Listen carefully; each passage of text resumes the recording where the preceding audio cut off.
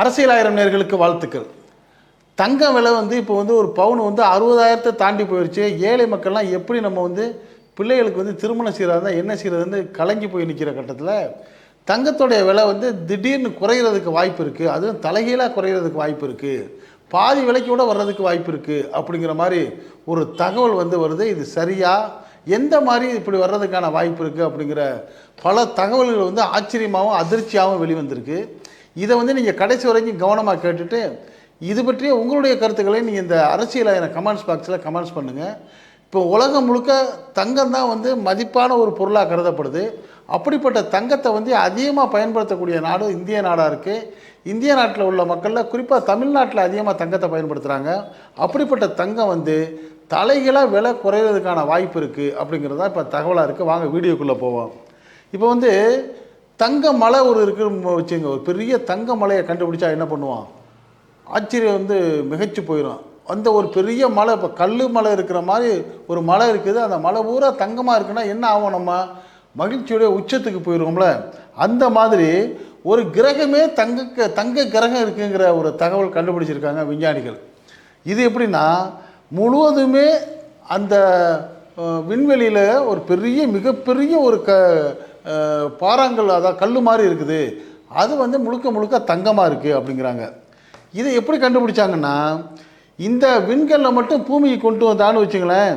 இந்த பூமியில் உள்ள ஒவ்வொரு மனுஷனும், பூமினா என்ன இந்தியா மட்டும் இல்லை, உலக நாடுகள்லாம் இருக்கிற எல்லா நாடுகளில் இருக்கிற மக்களில் ஒவ்வொரு மனுஷனும் பல கோடி பல லட்சம் கோடிகளுக்கு பணக்காரன் ஆயிடுவானா.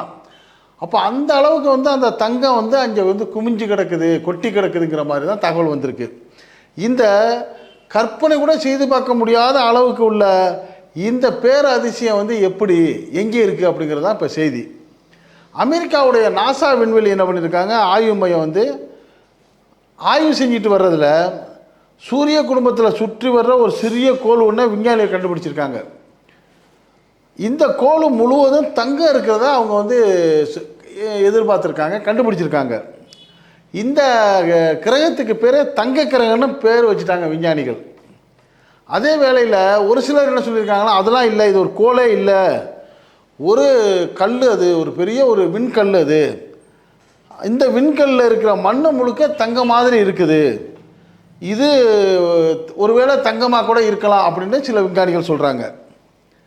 1852 ஆண்டு மார்ச் 17 இத்தாலியை சேர்ந்த விஞ்ஞானி அன்னிபாலே டி காஸ்பரிஸுங்கிறவர் இந்த விண்கலத்தை முதல்ல கண்டுபிடிக்கிறாரு. அப்போ அவர் முதல் கண்டுபிடிக்கிறப்ப இது முழுவதும் தங்கம் இருக்கிறதா யாருக்குமே தெரியலை. அதுக்கு பிறகு என்ன பண்ணுறாங்கன்னா அதிநவீன தொழில்நுட்பத்தை கொண்டு இந்த கிரகத்தை விஞ்ஞானிகள் ஆய்வு செய்கிறாங்க.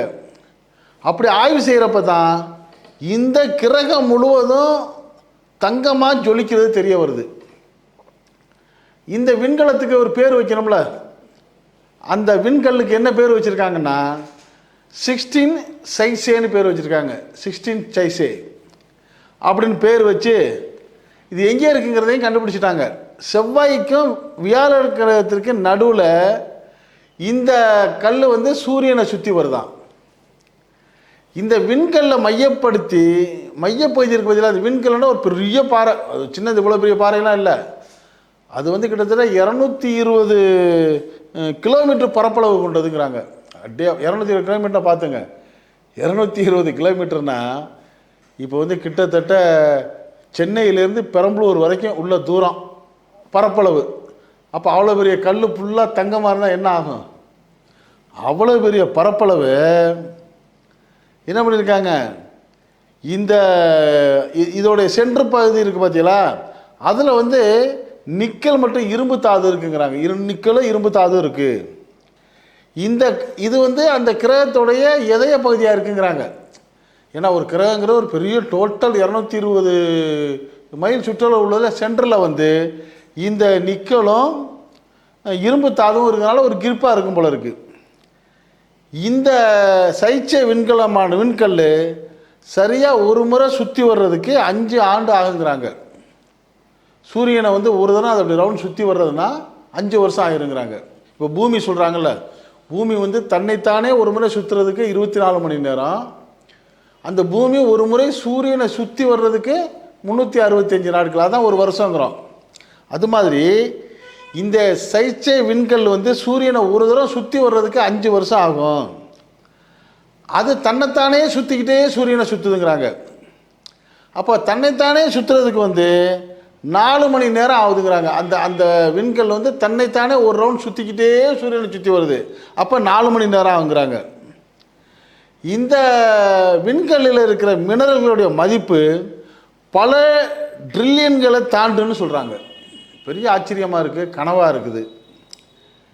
இந்த விண்கல்லில் இருக்கிற மொத்த தங்கத்தையுமே எடுத்து வந்தால் பூமியில் இருக்கிற, பூமினா என்ன, உலகம் முழுக்க இருக்கிற பூமியில் இருக்கிற ஒவ்வொரு நபருக்கும் $93 பில்லியன் அதிபதியாகலாமா.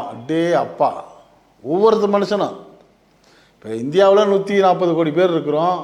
இது மாதிரி ஒவ்வொரு நாட்டில் இருப்பாங்கள்ல, சைனா, அமெரிக்கா, ஆஸ்திரேலியா, ஜப்பான், உலக நாட்டில் இருக்கிற எல்லா மக்களுக்கும் நபர் ஒன்றுக்கு $93 பில்லியன் கொடுக்கலாம் பணம். இந்திய மதிப்பில் வந்து 76,300 கோடி ரூபாய் ஒவ்வொரு ஆளுக்கும் கொடுக்கலாங்கிறாங்க. 76,300 கோடி ரூபாய் ஒவ்வொரு நபருக்கும். இந்த விண்கல்லை மட்டும் முழுமையாக